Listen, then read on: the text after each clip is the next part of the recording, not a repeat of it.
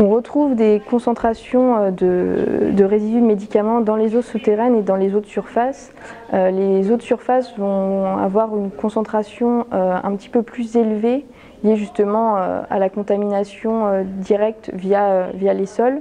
Mais les eaux souterraines, on retrouvera également des résidus de médicaments à des concentrations de l'ordre de dizaines et centaines de nanogrammes par litre.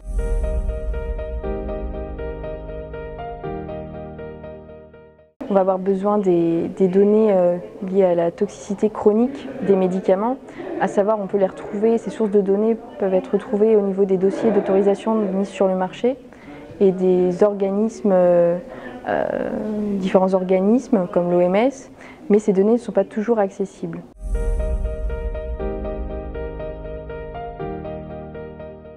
L'évaluation des risques qui a été réalisée par l'ANSES, c'est une évaluation molécule par molécule. À l'heure actuelle, il n'y a pas d'études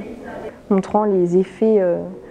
de cocktail et les effets des mélanges de micropolluants dans l'environnement.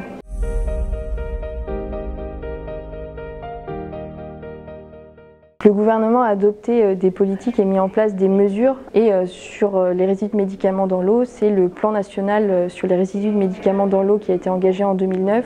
où là effectivement c'était en collaboration avec le ministère de la Santé et de l'Écologie que ce plan a été mis en place, mais également avec un comité d'appui scientifique pour effectivement établir des grandes lignes d'un plan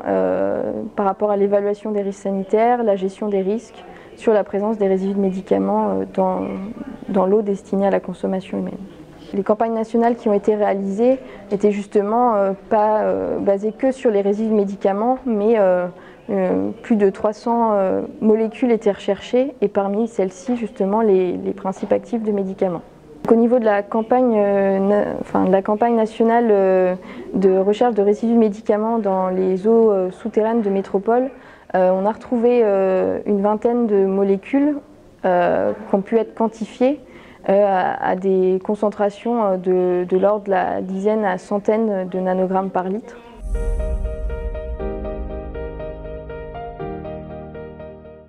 Les solutions pour prévenir le risque sont tout d'abord réduire les émissions à la source, la consommation de médicaments, en améliorant la gestion des déchets, en rapportant les médicaments en pharmacie, en améliorant l'efficacité des stations de traitement des eaux usées et les stations de potabilisation.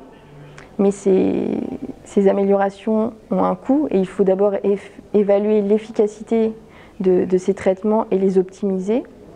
Et enfin, informer et former le grand public et les professionnels.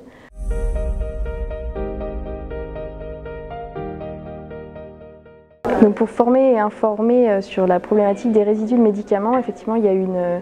animation de sensibilisation qui a été développée dans le cadre du projet CIPIBEL et qui était justement Médiates, qui par les professionnels de santé, les professionnels de l'eau, était développé des supports pédagogiques pour justement parler et partager sur la problématique des résidus de médicaments dans l'eau. Et on peut retrouver sur le site médicamentsdansleau.org justement ces supports pédagogiques qui peuvent justement servir de base à la formation et à l'information du grand public et également des professionnels de santé.